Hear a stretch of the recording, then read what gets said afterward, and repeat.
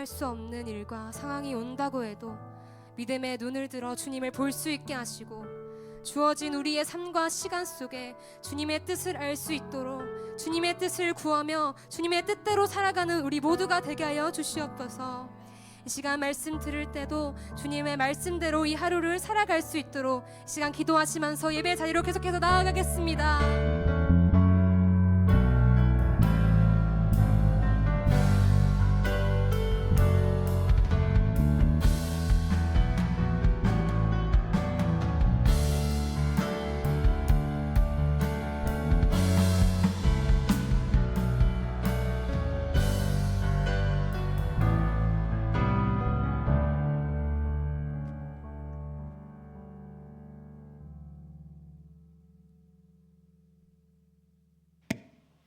하나님 아버지, 살아계시는 성삼위 하나님 아버지 앞에, 삼일체 하나님 앞에 주의 자녀들이 앉아 있습니다. 이곳에 임재하셔서 말씀하시고 우리를 주의 길로 인도하여 주시고 인도받을 수 있는 주의 말씀을 받는 시간이 되도록 축복해 주시옵소서. 예수님 이름으로 기도합니다. 아멘. 사도신경 고백합니다.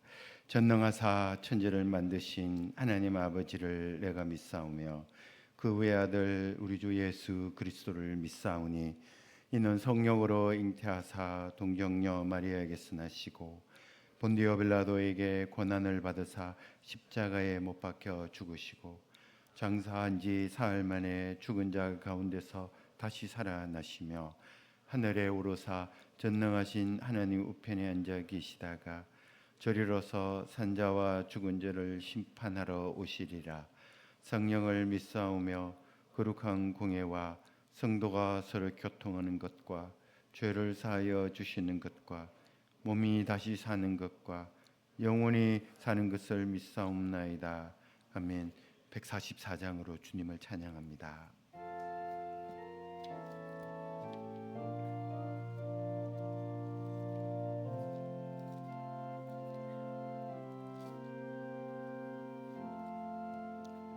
예수 나를 위하여 십자가를 질 때 세상 죄를 지시고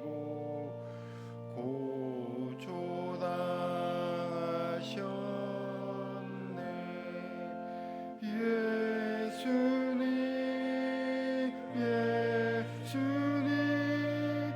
나의 죄 위하여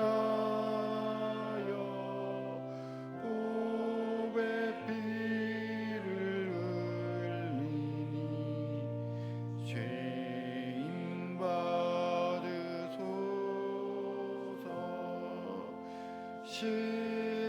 십자가를 지심은 무슨 죄가 있나. 저 무지한 사람들 메시아 죽였네. 예수님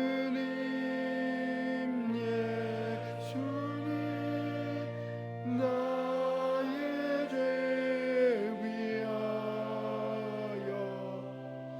보배 피를 흘리니 죄인 받으소서. 피와 같이 붉은 죄 없는 이가 없네. 십자가의 공로로 눈과 같이 될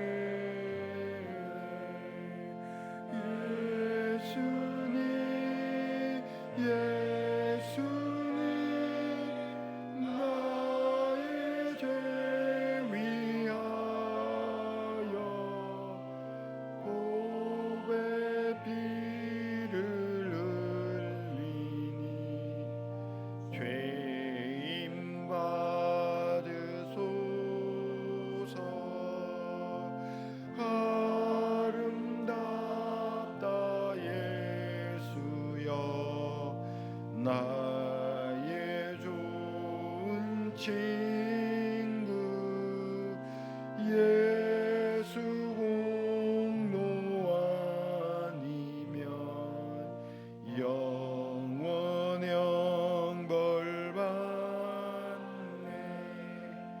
예수님 예수님 나의 죄 위하여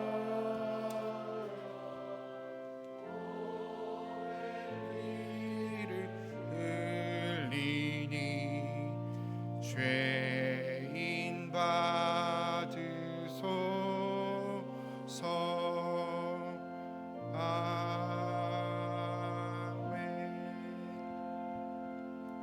함께 기도하겠습니다.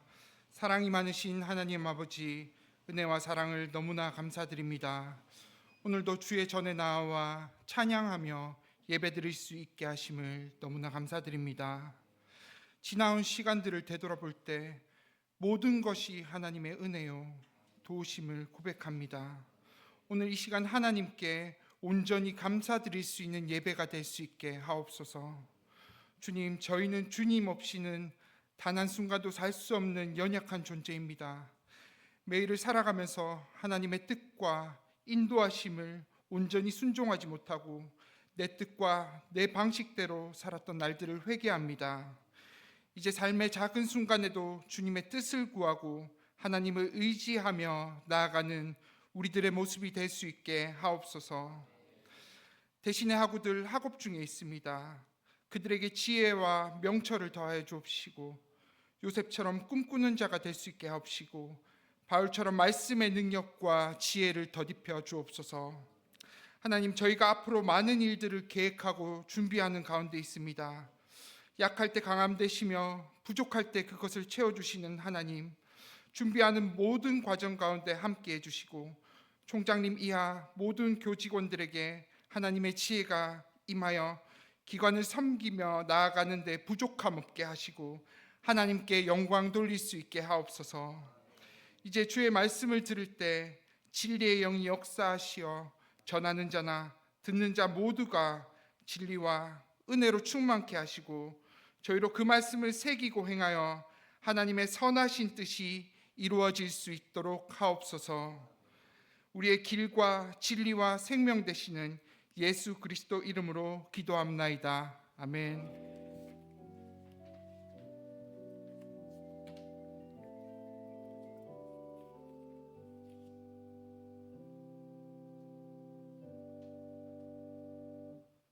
우리에게 주신 하나님의 말씀, 신약 성경 요한복음 19장 34절에서 35절 다 함께 봉독하겠습니다.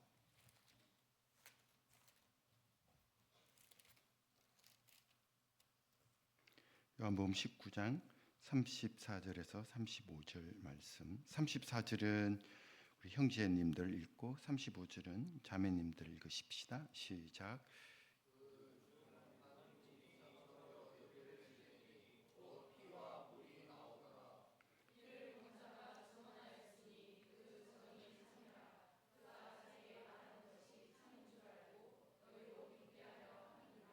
강사화 목사님 소개 우리 총장님 나오셔서 하시고 이어서 김난주 목사님 말씀 전해 주시겠습니다.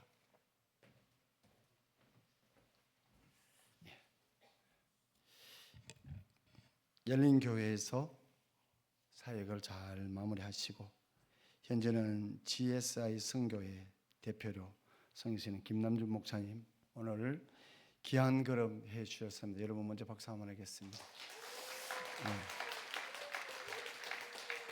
우리는 이 땅을 살아가면서 저분이 목회자일까 학자일까 고민할 때가 참 많이 있어요. 근데 김담윤 목사님은 영적인 리더자로서 정말 참되고 진실하게 목회하신 목사님이었었고,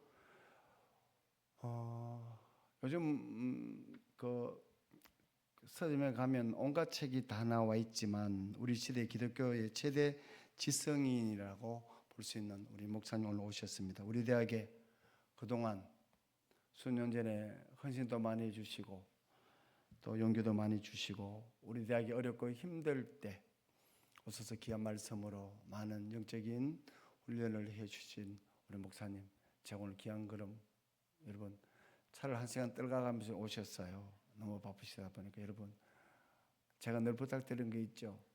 눈을 바로 떼야 될 거 알겠죠? 손님 모셔놓고 잡는다든지 오늘 이거 좀 덥죠 저거. 여하튼 여러분들 오늘 은혜 받는 시간 되면 좋겠습니다. 오늘 그리고 우리 대학의 명예이사님으로 선교진 유장 장로님, 김대현 이사님, 그리고 우리 두 분의 박장로님, 유장로님 이렇게 네 분이 오셨습니다. 여러분 박수만 하겠습니다.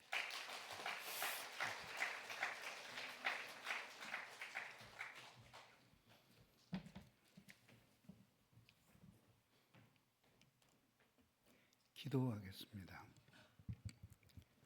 사랑이 많으신 하나님 감사합니다. 부족한 저희들 이렇게 만나게 해주셔서 말씀으로 교제하게 해주시니 감사합니다. 부족한 종이 하나님 앞에 무엇을 전할 수 있겠습니까? 하나님이 함께 해주셔서 오늘 시간 우리의 심령을 어루만져 주옵소서. 예수님 이름으로 기도드리옵나이다. 아멘. 많은 사람들이 말합니다. 이제는 세월이 바뀌어서 교회를 개척해도 교회가 되지 않는 시대라고 말입니다. 그렇습니다. 제가 교회를 개척하던 32년 전만 해도 그래도 하나님의 말씀을 전하면 모이는 사람들이 있었습니다. 그러나 30여 년의 세월이 흘러간 지금은 완전히 다른 세대가 되었습니다. 선교학자들의 말에 의하면 기독교에 대한 관심이 식기 시작하는 때가 국민소득 5,000불이 기점이고 국민소득 3만 불이 넘으면 종교 자체에 대한 관심이 사라져간다는 것이 선교학자들의 통계입니다. 그리고 서구라파의 모든 나라들이 그 길을 따랐습니다. 그렇게 보면 어쩌면 우리는 4만 불에 다가선 국민소득 시대에 아직까지 이만큼이나마 교회가 덜 디클라인 되고 있는 것에 대해서 많은 외국 사람들은 신기해합니다. 그러면은 우리는 이런 질문을 하게 됩니다. 그러면 도대체 우리는 많은 사람들이 점점 더 경제가 발전하고 부강해진다면은 결국 우리의 신앙은 어떻게 될 것인가? 사라져가게 될 것입니다. 그것이 모든 구라파의 역사들을 보면은 입증이 되는 바입니다. 저는 몇 주 전에 그 유대인들에게 복음을 전하는 세계적인 선교 단체인 Jesus for Jews라고 하는 임원들을 만날 기회가 있었습니다. 그들이 이야기하는 소리를 듣고 깜짝 놀랐습니다. 이스라엘 사람들 중에 여러분들은 몇 명이나 하나님의 존재를 믿을 것 같습니까? 기독교나 캐톨릭이나 유대교나 그런 거 상관없이 그냥 신이 있다고 믿는 사람들이 얼마쯤 될 것 같습니까? 저는 그래도 50%는 넘을 거라고 생각했습니다. 그런데 그 사람이 말하는 것은 이스라엘 사람들 중에 현재 신이 있다라고 믿는 사람의 수가 15%밖에 안 된다는 거죠. 가난하고 어려울 때에는 사람들이 그 분출하는 이 울분과 이런 것들을 종교를 통해서 토해내지만은 부강해지고 나면 다 필요 없는 것입니다. 오늘날 우리가 이런 시대에 교회를 하고 있습니다. 그래서 이제는 교회가 문을 닫는다 그래도 그것은 새로운 소식이 아닙니다. 그거는 그냥 흔한 카페 하나가 문을 닫는 것과 그저 거의 비슷한 수준의 것입니다. 그러면 우리는 이런 질문을 하게 되죠. 그러면 하나님의 말씀은 살아있고 하나님의 복음은 영원한데 그러면 어떻게 하면 우리가 이런 시류를 거스러서 하나님의 말씀을 전해서 선교에 영향을 끼칠 수 있겠습니까? 라는 것이죠. 그 답은 결코 멀리 있지 않습니다. 매우 가까이에 있습니다. 그것은 뭐냐면 초기 기독교 공동체를 세워지게 만들었던 그 캐리그마를 회복하는 것입니다. 그리고 그 캐리그마는 다름이 아닌 우리 주 예수 그리스도의 십자가이어야 한다라고 하는 것입니다. 교회를 돌아보면 저도 설교자지만 저런 설교를 듣고 누가 예수를 믿을까? 그리고 저런 설교를 들으면서 과연 신앙이라는 것이 생겨날까? 의문을 갖게 만드는 설교들이 대부분입니다. 문제는 뭐냐 하면 우리 주 예수 그리스도의 십자가를 자기가 체험하고 그 십자가에 사로잡힌 사람이 피를 토하는 심정으로 자기가 만난 십자가의 예수를 전해야 한다는 것입니다. 지금도 그렇게 한다면 반드시 사람들은 모이고 모인 사람들은 은혜를 받고 은혜를 받은 사람들은 그리스도 예수의 십자가를 전하지 않을 수가 없을 것입니다. 오늘 우리가 읽은 이 본문은 그리스도 예수께서 십자가에 못 박혀서 마지막 죽어가는 모습을 그리고 있는 장면입니다. 아시다시피 예수 그리스도께서는 아침 9시에 십자가에 못 박히시고 그리고 오후 3시에 운명하셨습니다. 그리고 바로 그 예수 그리스도께서 죽으신 직후의 일을 그리고 있는 것입니다. 십자가라고 하는 것은 원래 죄인의 목숨을 고통스럽게 뺏는 방법이었습니다. 이것이 맨 처음 언제 어디서 생겨나게 되었느냐에 대해서 다양한 학설들이 있지만 가장 믿을 만한 학설은 그것이 페르시아에서 유래되었다라고 보는 것입니다. 그래서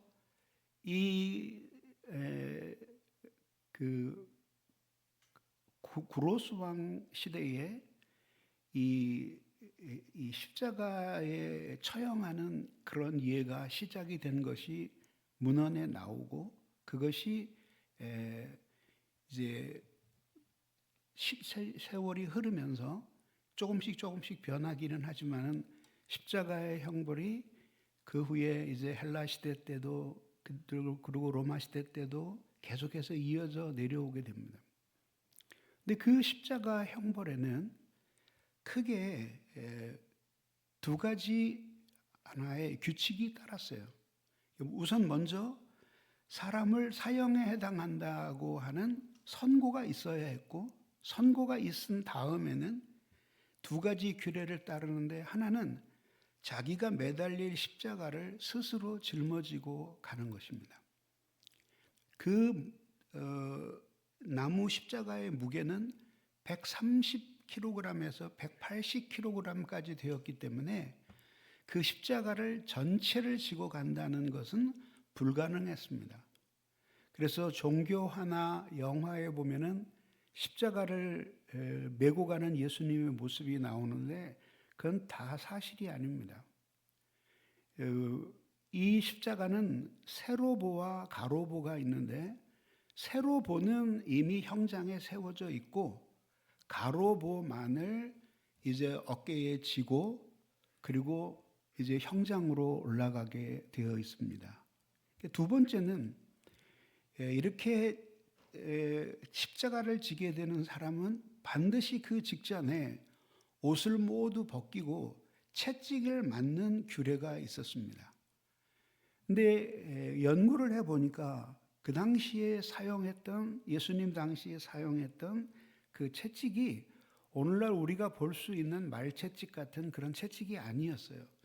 여러 가닥으로 되어 있었고 그 가닥 끝에는 각각 금속이나 납덩어리 아니면은 뼈 같은 것을 깎은 것들을 거기에 낚싯바늘 같이 그런 것들을 매달아서, 그래서 때리면은 온몸의 살처럼이 후두둑 떨어지는 그런 정도의 무서운 채찍질이 있었던 것입니다. 그래서 많은 죄수들은 십자가에 못 박히기도 전에 채찍을 맞다가 절명해 버리는 예도 많았다고 합니다. 로마 시대 사람들은 그것을 크룩스라고 불렀고, 그렇게 십자가에 못 박는 것을 크루스픽시오라고 불렀습니다. 그리고 코인의 그리스어를 할 줄 아는 사람들은 스타우로스라고 불렀습니다. 그것이 크룩스이든지 스타우로스든지 간에 그런 말을 입 밖에 올리는 것을 사람들은 굉장히 금기시했습니다. 너무나 끔찍한 형벌이었기 때문에 로마 시민권을 가진 사람은 결코 그런 형벌에 처하지 않았어요. 그리고 로마인이 아닌 사람들 중에도 평범한 죄수가 아니라 반란을 일으키거나 가정을 파괴하거나 살인을 한 도저히 용서받을 수 없는 죄를 지은 사람들만이 이 십자가의 형에 처해졌던 것입니다. 그러다가 이제 313년에 콘스탄틴 대제에 의해서 기독교가 공인이 되고 나서 얼마 있다가 315년에서 320년 사이에 이제 콘스탄틴 대제의 직접 내린 칙령으로 이제 로마 제국에서 이 십자가의 형벌이 영영 사라지게 되었습니다. 그런데 이제 이 예수님께서도 똑같이 그렇게 브라이도리온이라는 왕궁 수비대가 있는 곳에 끌려가셔서 옷을 벗기신 채 수없이 채찍에 맞으셨습니다. 그리고 사람들은 잔인하게 가시 면류관을 씌우고 조롱하기 위해서 예수님의 몸에 홍포를 두르게 한 다음 예수님을 심하게 때리고 침뱉고 욕했습니다. 그리고 예수님이 십자가 중 가로볼을 짊어지고 이제 골고다를 향해 가기 위해 예루살렘 성에서 빠져나왔을 때 수많은 사람들이 예수 그리스도를 뒤쫓고 있었습니다. 예수 그리스도께서 결국은 그렇게 많은 사람들이 있었고 예수님을 사랑하던 여인들은 통곡하고 슬피 울면서 예수님의 뒤를 따라왔습니다마는 결국은 그 사람들은 예수 그리스도를 십자가에 못 박았습니다.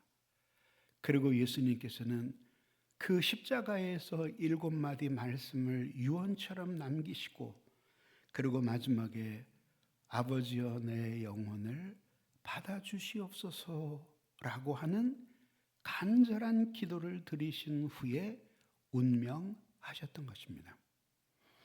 오늘 본문은 바로 그 후에 일어난 일을 기록하고 있습니다. 근데 우리는 이런 의문이 듭니다. 도대체 누가 이것을 기록했을까? 요한입니다. 그래서 요한복음이라고 부릅니다. 그러면 그 요한은 어떻게 이 자리에 있었을까? 마태복음 25장에 보면은 예수님이 체포되실 때 제자들이 한 사람도 남김없이 다 도망갔다고 기록되어 있어요. 그런데 이 생생한 장면이 오직 요한복음에만 기록되어 있습니다. 예수 그리스도께서 마지막 운명하셨음에도 불구하고 예수를 확인 사살하기 위해서 예수의 오른쪽 옆구리에 긴 창을 넣었고 그 창을 깊이 찔러서 그 창이 창자와 내장과 허파를 관통하고 마지막에는 심장을 찔러서 쏟아진 것이 바로 그 물과 피, 그가 보았다고 하는 그것입니다. 예수 그리스도께서는 그렇게 십자가에 못 박혀 죽으셨습니다. 그러면은 도대체 요한은 어떻게 이렇게 있게 된 것일까요? 복음서 전체를 살펴보면은 예수님께서 십자가에 못 박혀 계셨고 사도 요한 한 사람만 예수 그리스도께 십자가로 돌아온 거예요. 언제 돌아왔는지는 알 수 없어요. 그런데 예수님께서 세 번째 남기신 말씀이 있습니다. 보소서 여자여 아들이니이다. 보라 내 어머니니라 하면서 마리아에게 자기 제자를 소개시키는 장면이 나와요. 그때는 이미 사도 요한이 거기에 와 있었던 것이죠. 그러니까 언제인지는 알 수 없지만 어쨌든 세 번째 말씀을 남기실 때부터는 사도 요한이 그 자리에서 꿋꿋하게 서서 예수 그리스도에서 죽어가시는 그 모습을 모두 보았던 것입니다.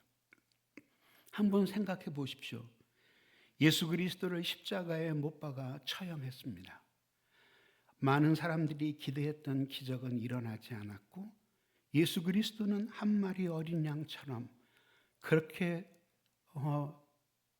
채찍에 맞고 가시 면류관을 쓰시고 피투성이가 되신 채 마지막에 물과 피를 모두 쏟으시고 죽으셨습니다. 많은 사람들이 예수가 십자가에 못 박힌 것을 보고 이제는 다 구경이 끝났다 하고 골고다 언덕을 내려오고 있을 그때에 한 어린 청년이 그 인파를 거스르면서 눈물을 흘리며 골고다 언덕으로 거꾸로 올라오는 사람이 있었습니다. 그가 바로 요한이었습니다. 잠시 예수보다 목숨을 더 사랑하여 도망을 갔지만 그래서 잠시 숨어 지냈지만 이윽고 그의 양심은 격동치기 시작했습니다. 예수 그리스도께서 너를 얼마나 사랑하셨는지를 생각해 보아라. 너는 그의 품에서 밥을 먹으며 그분의 심장의 박동 소리를 들으며 그분께 사랑을 받지 아니하였더냐. 모든 것을 생각할 때 이 사도 요한은 도저히 더 이상 숨어 있을 수가 없었습니다. 그래서 그는 용기를 냈습니다. 내가 죽더라도 예수 그리스도를 만나야 되겠다. 그리고 예수 그리스도께로 달려가다가 십자가 앞에서 내가 예수와 한패라 하고 발각이 되고 그리고 내가 거기서 죽임을 당한다고 할지라도 나는 예수 그리스도를 저 골고다 언덕에 홀로 내버려 둘 수가 없다 라는 마음이 들었던 것입니다. 그리고는 결단을 했습니다. 그리고 골고다 언덕을 향하여 올라갔습니다.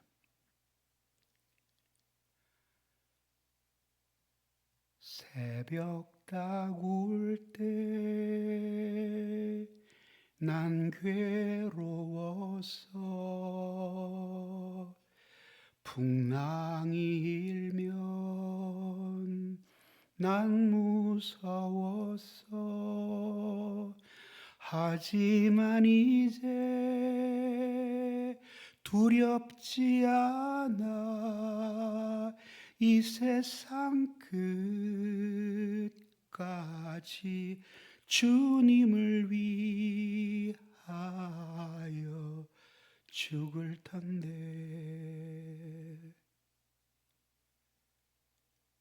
저는 한 30년 전쯤 이 성경 구절을 읽다가 가슴이 무너지는 경험을 했습니다. 진짜 예수를 사랑한다는 것이 무엇인가? 예수 때문에 출세를 하고 예수 때문에 대접을 받고 예수 때문에 영광을 받을 때에는 우리 예수님 하면서 알랑거리지만 예수 그리스도께서 십자가에 못 박히시고 치욕스러운 죽음을 죽어가실 때에는 아무도 자신이 예수와 관계 있다고 말하는 사람이 없었습니다. 그것이 그냥 보통 사람들의 이야기가 아니라 사도들의 이야기였습니다. 오히려 이름 없는 여인들은 골고다 언덕을 향하여 제자들이 모두 도망간 그때에 심한 통곡과 눈물로 울면서 예수 그리스도의 뒤를 따랐습니다. 왜냐하면 그 여인들은 요한처럼 이렇게 예수 그리스도를 사랑했기 때문이었습니다. 그래서 다른 사도들은 이 장면을 본 적이 없기 때문에 쓸 수가 없었습니다. 유일하게 사도들 중에 한 사람 요한만이 이 광경을 보았고 많은 세월을 두고 예수께서 어떻게 십자가에서 마지막 운명하셨는가를 이야기할 때에는 사도 요한의 증언에 귀를 기울여야 했던 것입니다. 사랑하는 여러분, 우리가 왜 그리스도인이 되었습니까? 나는 하나님께 영광 돌리려고 그리스도인이 되지 않았습니다. 나는 교회에 헌신하려고 그리스도인이 된 적이 없습니다. 나는 목회를 하려고 그리스도인이 된 적이 없습니다. 그래서 예수를 믿은 게 아니라 나 혼자서 이 세상을 살아가는 것이 너무나 무겁고 힘들기 때문에 정말 자살하고 싶었기 때문에 인생의 무게 때문에 수없이 그렇게 자살하는 꿈을 꾸다가 복음을 듣고 예수를 믿게 되었습니다. 그 후에 나는 하나님께 영광을 돌리며 살아야 한다는 것을 깨달았고 목회를 해야 한다는 것을 깨달았을 뿐입니다. 그러면 눈을 들어 세상을 바라보십시오. 국민소득 4만 불 시대에 접어들어서 전 세계 어디를 다녀봐도 한국처럼 이렇게 질서 있고 평화롭고 풍요롭게 사는 사람이 없어요. 작년에 영국에 갔는데 영국의 국민 중 6명 중 한 사람이 최근 6개월 동안 돈이 없어서 밥을 못 먹었다라는 사람이 6명 중 1명. 지금 프랑스 사람들은 중산층 이하에 있는 많은 여성들이 화장품을 포기하고 심지어는 샴푸나 린스를 사지 못한다고 해요. 우리는 풍족하게 살고 있습니다. 그렇지만 그들의 심령이 어떤지를 한번 보십시오. 오늘 여러분들에게 제가 말씀을 전하는 이 시간에도 한 사람이 자살했습니다. 34분마다 자살합니다. 그리고 작년에 죽은 모든 20대 중 절반은 자살로 생을 마감한 20대입니다. 그만큼 곤고하다는 것입니다. 그리고 우리의 할 일은 이것입니다.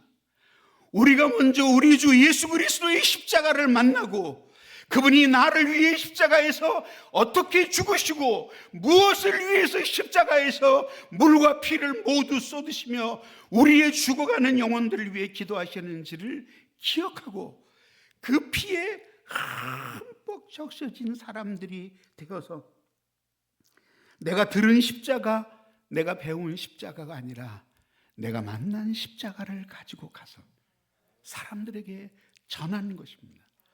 그리스도 예수께서 우리와 같이 곤고한 사람들을 위해 십자가에 죽으셨으니 누구든지 예수 그리스도를 믿고 그분께로 돌아오는 사람들마다 하나님은 당신의 외아들의 그 피로 우리를 씻어 그 피로 속죄해 주십니다. 그리고 하나님의 거룩한 사랑과 생명을 우리에게 충만하게 부어주신다고 외쳐야 합니다. 그들이 울지 못한다면 우리들이 대신 울어주어야 하고, 우리들이 만약에 울 수가 없다면 그것은 너무나 비참한 것입니다. 그렇게 오늘날에는 목회 현장 속에서 액체가 사라져가고 있습니다. 그리스도의 생애는 액체의 생애였습니다. 땀 흘리며 섬기신 생애였고, 그리고 눈물을 쏟으신 통곡의 생애였고, 마지막에 십자가의 피를 모두 쏟으신 피의 생애였습니다. 이 땀과 눈물과 피가 없기 때문에 교회가 안 되는 것입니다.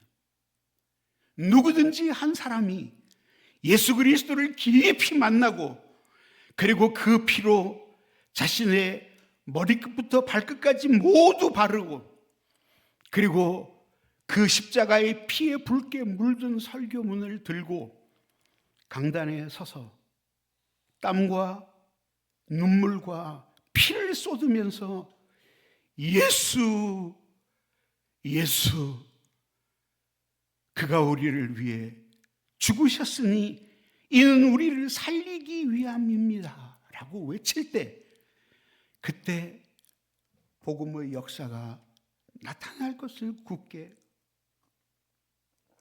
믿습니다. 오늘 이 설교를 들은 여러분 중 누군가가 다시 한번 아니라고 안락한 생활을 그리스도의 십자가에 못 박고 자기가 어떻게 이 세상을 방황하다가 하나님을 믿는 사람이 되었는지, 그리고 구원받은 이후에도 그분께서 어떠한 사랑으로 여러분들을 인도하여 여기까지 데려오셨는지를 생각하며 깊이 통곡하고 그리스도 예수의 십자가만이 여러분들의 마음을 가득 채운다면 어디에 가서 교회를 세우고 어디에 가서 외친다 할지라도 반드시 거기에는 그 피 묻은 십자가의 원복음을 듣고 싶어 하는 사람들이 있기 때문에 교회는 될 것입니다. 기도합시다. 우리 같이 한번 통성으로 기도하겠습니다. 하나님, 예수님이 우리를 위해 이렇게 십자가에 피 흘려 죽으셨습니다. 우리의 기도에 눈물이 마른 지가 얼마나 오래되었습니까? 우리의 설교의 외침이 사라진 지가 얼마나 많이 되었습니까? 오늘 이 시간에 예수 그리스도의 십자가를 묵상하며 그리스도 예수의 십자가로 우리를 다시 소생케 해달라고 같이 통성으로 기도합시다. 주여, 이 시간에도 기도하나이다. 아버지 하나님, 오늘도 사랑하는 성도들 여기에 모여서 주님 앞에 기도합니다.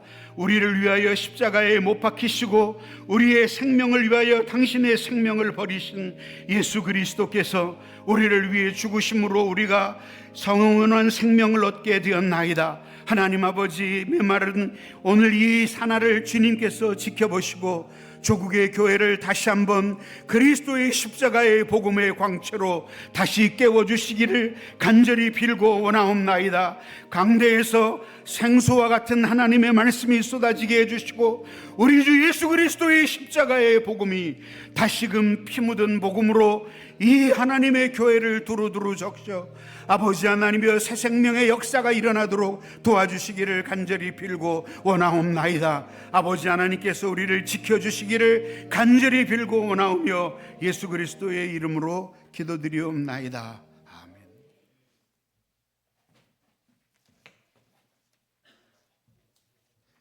주신 말씀을 기억하며 찬송가 139장 들으십시다.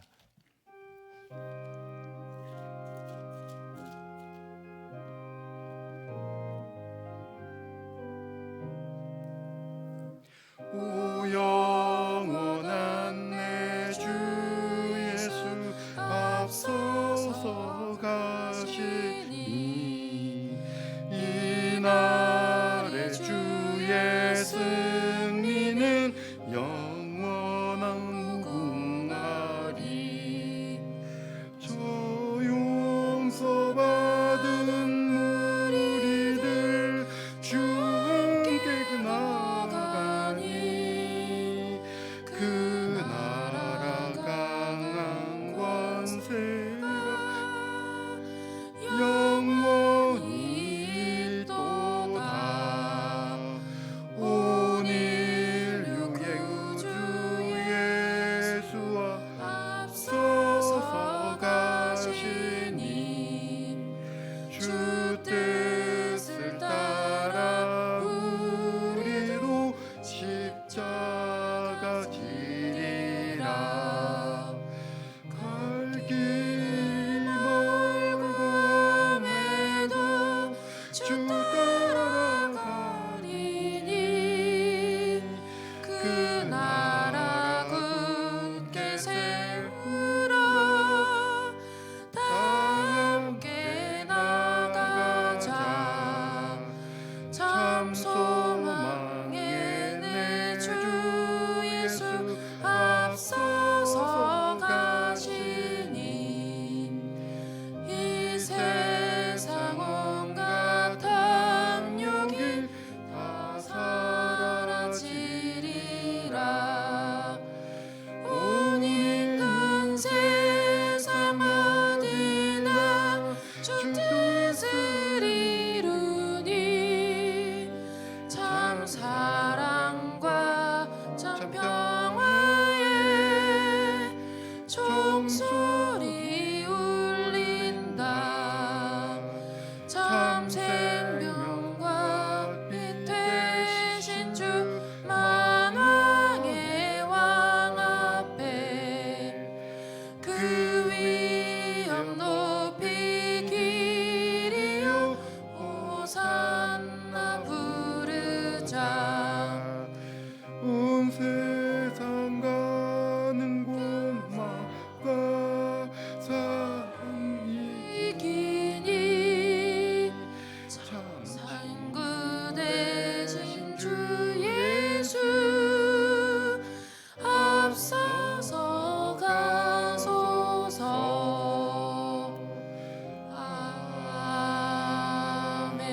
아멘. 김남중 목사님 나오셔서 축도하십니다. 지금은 우리 주 예수 그리스도의 은혜와 하나님 아버지의 필설로 다할 수 없는 큰 사랑과 성령의 교통하심이 사랑하는 학우들과 여기에 모인 교수님들과 모든 회중 위에 영원히 함께 있어지이다. 아멘.